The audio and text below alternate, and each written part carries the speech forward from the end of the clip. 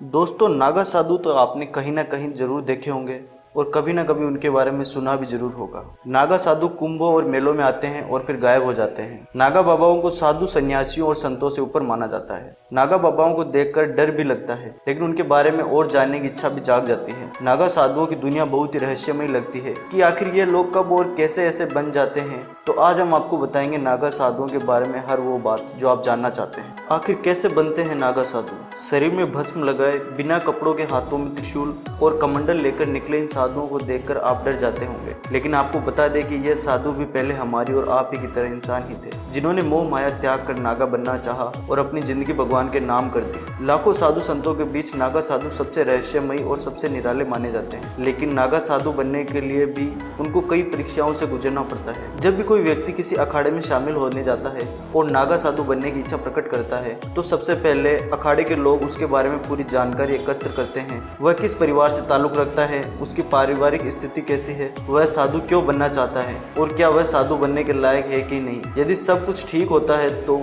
फिर शुरू होता है उसकी परीक्षा का दौर। नागा साधु की परीक्षा।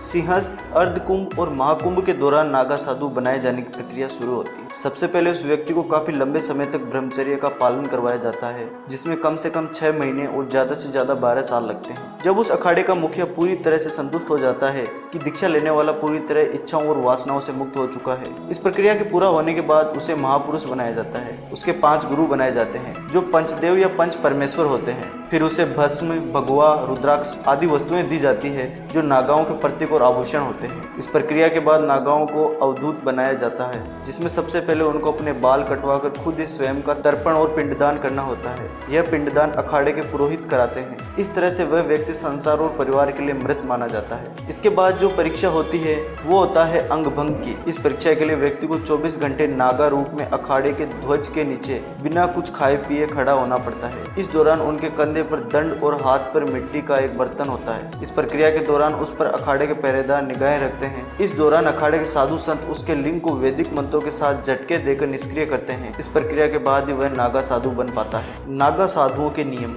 नागा साधु को केवल जमीन पर ही सोना होता है और ऐसा हर नागा साधु को करना होता है। इसके साथ उनको केवल 24 घंटे में एक ही बार खाना खाना होता है। वो घरों में भिक्षा मांगकर अपना पेट भरते हैं। नागा साधु एक दिन में केवल 7 बार ही भिक्षा मांग सकते हैं। अगर उनको 7 बार में भोजन नहीं मिलता तो उनको भूखा ही रहना पड़ता है। नागा साधु को न तो वस्त्र पहनने की इजाज़त होती है, न ही श्रृंगार की। अगर नागा साधु वस्त्र धारण करना चाहते हैं तो उसे सिर्फ गेरुआ वस्त्र ही पहनने की अनुमति होती है और केवल भस्म का ही श्रृंगार कर सकते हैं। महिला नागा साध्वी।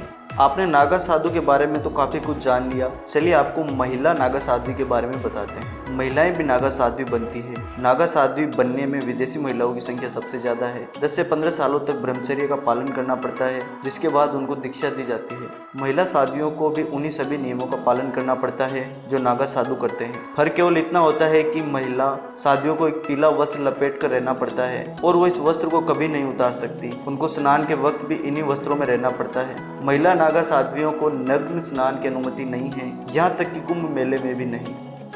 दोस्तों, वीडियो पसंद आए तो लाइक और शेयर जरूर कर देना और चैनल को सब्सक्राइब करना भी ना भूलें।